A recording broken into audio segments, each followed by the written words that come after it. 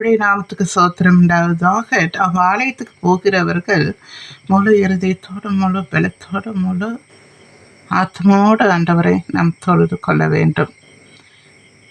சிலர் மற்றவர்கள் என்ன கட்டியிருக்காங்க, புடவை என்ன கலர், என்ன நகை, சொந்த பந்தங்களை பார்த்து பேசணும்.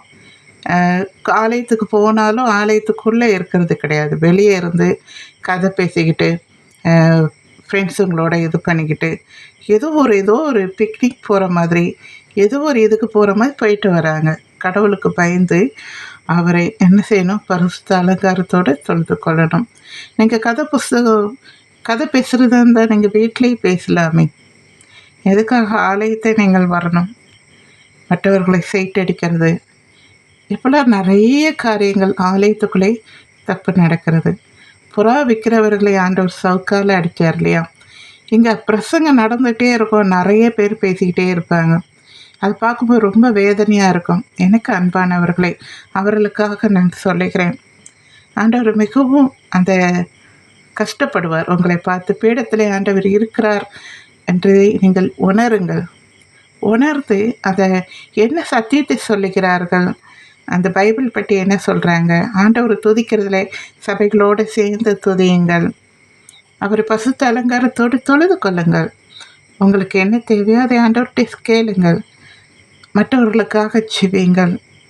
எவ்வளோ பேர் மனம் திரும்பாத பாவிகள் இருக்கிறார், அவர்களுக்காக நீங்கள் செவியுங்கள். நிறைய காரியங்கள் இருக்குது.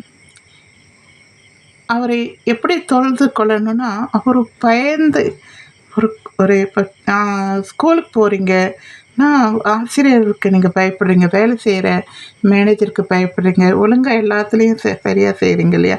அதே போல் தான் இந்த தேவனுடைய ஆலயத்தில் நீங்கள் தொழுது கொள்ளும் போது ஒரு ஆண்டவரை நோக்கி பார்க்க வேண்டும். தேவனுக்காக ஓடுங்கள், தேவைக்காக ஓடாதீங்கள், வார்த்தைக்காக ஓடுங்கள், வசதிக்காக ஓடாதீங்கள், உண்மைக்காக ஓடுங்கள், உலகத்துக்காக ஓடாதீங்கள், பரிசுத்துக்காக ஓடுங்கள், பணத்துக்காக ஓடாதீங்கள், நித்தியத்துக்காக ஓடுங்கள், நிலையில்லாமல் ஓடாதீங்கள்.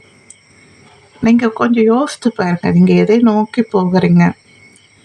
அந்த வார்த்தைக்காக ஓடுங்கள். அந்த சத்திய வார்த்தையை நம்ம கேட்கணும் அப்படின்னு, உண்மையாக ஆண்டவரை தொழுது கொள்ளணும் அப்படின்னு, பரிசுத்தத்துக்காக ஆண்டவரை இன்னும் என்னை பரிசுத்தப்படுத்துங்க, உண்மை போல எல்லாவற்றிலும் நான் பரிசுத்தமாக இருக்கேன், எனக்கு உதவி செய்யுங்க, என்ன ஆண்டவர்கிட்ட கேளுங்க.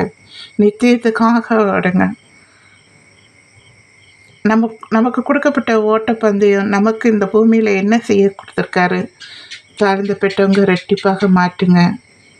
எப்படி நமக்கு கொடுக்கப்பட்ட ஓட்டப்பந்தயம், நமக்கு கொடுக்கப்பட்ட அதை நாம் என்ன செய்யணும்? பெற்றுக்கொள்ளும்படியாக ஓட வேணும். மரண பரியந்தம் உண்மையாக இருக்கணும். நல்ல போராட்டத்தை போராடி ஓட்டத்தை முடித்து சுவாசத்தை காத்து கொள்ள வேண்டும். நம்மை பார்க்கிறவர்கள் இவர்களைப் போல இருக்க வேண்டும் என்று நாம் என்ன செய்யணுமா? அப்படியாக நடந்து கொள்ள வேண்டும். அப்படி நாம் ஜீவிக்க வேண்டும். நம்முடைய வாழ்க்கையில் முழுமையாக பரிசுத்தத்துக்காகவே நாம் வாழ வேண்டும். அசுத்தத்துக்கு ஆண்டவர் உங்களை தேர்ந்தெடுக்கவில்லை, பரிசுத்தத்துக்காகவே தேர்ந்தெடுத்திருக்கிறார். அவர் சொல்கிறார், நான் பரிசுத்தமாக இருக்கிறது போல நீங்களும் எல்லாவற்றிலும் பரிசுத்தமாக இருங்கள். பரிசேயை காட்டிலும் உங்களுடைய நீதி அதிகமாக இருக்க வேண்டும் என்று ஆண்டவர் சொல்லுகிறார். நம்மளுடைய நீதி அவ்வளோ இருக்க வேண்டுமா?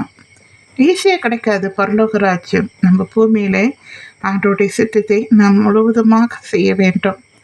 ஆலயத்துக்கு போகிறது ஆண்டவரை துதித்து பாடி சத்தியத்தை கேட்க வேண்டும். சத்தியத்தை அறிகள் சத்தியங்களை விடுதலையாக்கும். நம்ம சத்தியத்தை கேட்கிறவர்களாய் போக வேண்டும்.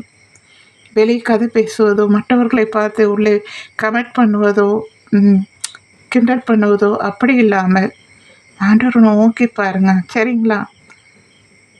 நான் ஒவ்வொருத்தரையும் நினைக்கும் போது ரொம்ப வேதனையாக இருக்கும். அந்த ஆலயத்தில் பேசும்போது ஏன் இப்படி இருக்கிறாங்க அப்படின்னு. அதுக்காகவே இந்த வசனத்தை இது போதிக்கணும், இந்த மெசேஜை சொல்லணும்னு உங்ககிட்ட நான் சொல்லியிருக்கிறேன்.